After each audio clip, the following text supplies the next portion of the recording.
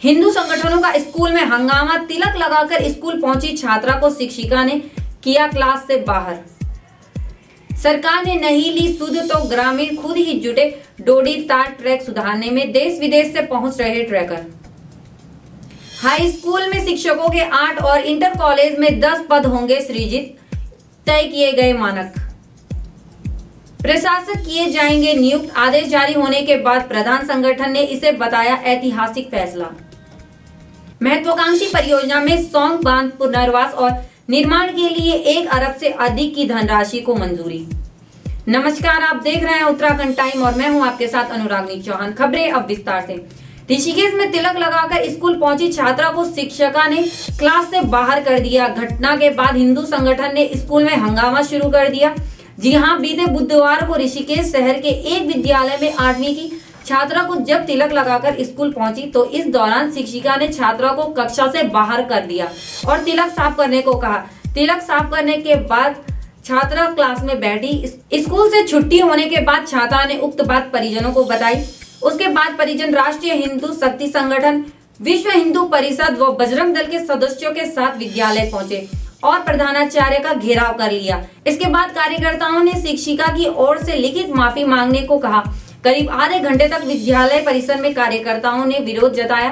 प्रधानाचार्य ने घटना पर खेद जताते हुए भविष्य में ऐसा दोबारा न होने पर आश्वासन दिया। उत्तरकाशी डोडीताल ट्रैक सालों से बदहाल पड़ा हुआ है। इस पर ट्रैकर और ग्रामीण जान जोखिम में डालकर आवाजाही कर रहे हैं। बता दें, लंबे समय से जब प्रशासन और वन विभाग से गुहार लगाने के बाद भी इसकी स्थिति नहीं सुधारी तो ग्रामीण स्वयं ही श्रमदान कर ट्रैक के निर्माण में जुट गए हैं। अगोड़ा गांव से डोडीताल तक प्राकृतिक सौंदर्य से भरा करीब 16 किलोमीटर का ट्रैक है। डोडीताल समुद्र तल से करीब 3000 मीटर से अधिक ऊंचाई पर स्थित है और मानसून के दौरान यह ट्रैक 3 स्थानों पर क्षतिग्रस्त हो गया था। साथ ही देवरा घाट में अस्थायी पुलिया भी बह गई थी। ट्रैक पर 12 माह देश और विदेश से ट्रैकिंग के लिए पहुंचते हैं। स्थानीय निवासियों का कहना है कि ट्रैक क्षतिग्रस्त होने के कारण ट्रैकर जान जोखिम में डालकर आवाजाही कर रहे हैं। वो घास और पेड़ पकड़कर आवाजाही करने को मजबूर हैं। एक छोटी सी चूक जान पर भारी पड़ सकती है। प्रदेश के उच्चीकृत होने वाले हाई स्कूल और इंटरमीडिएट कॉलेजों में शिक्षक पदों के सृजन के लिए मानक तय किए गए हैं। राजधानी देहरादून में हाई स्कूल में हिंदी, आधुनिक भारतीय भाषा, अंग्रेजी या संस्कृत, गणित या गृह विज्ञान, सामाजिक विज्ञान, कला शिक्षा के लिए एक शिक्षक का पद सृजित किया जाएगा। एक और ऐसे ही विषय के शिक्षक का पद सृजित किया जाएगा जिस विषय को अधिक छात्र छात्रा चुनने के इच्छुक हैं।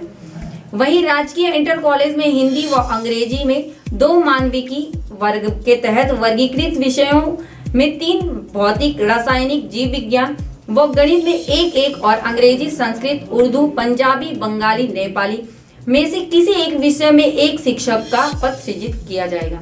आदेश में शिक्षकों के अतिरिक्त पदों की मांग के लिए स्कूल को कम से कम 3 साल तक संचालित होना चाहिए।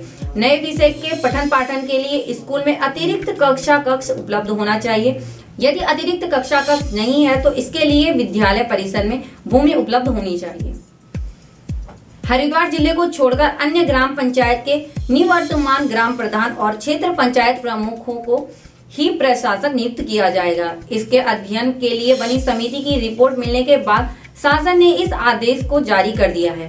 शासनादेश के मुताबिक हरिद्वार जिले को छोड़कर राज्य की समस्त गठित ग्राम पंचायत के कार्यकाल की समाप्ति के 6 माह के भीतर या नई ग्राम पंचायत का गठन किए जाने तक जो भी पहले हो, प्रशासन के रूप में संबंधित जिलों की ग्राम पंचायत के निवर्तमान ग्राम प्रधान को प्रशासन नियुक्त किया जाएगा, जबकि क्षेत्र पंचायत में निवर्तमान क्षेत्र पंचायत प्रशासन बनाए जाएंगे। बता दें, जिलाधिकारी को इसलिए अधिकार दिए गए हैं और निवर्तमान प्रधान ग्राम को ही प्रशासन के रूप में नियुक्त किया जाने को प्रधान संगठन ने सरकार के ऐतिहासिक फैसला बताया है।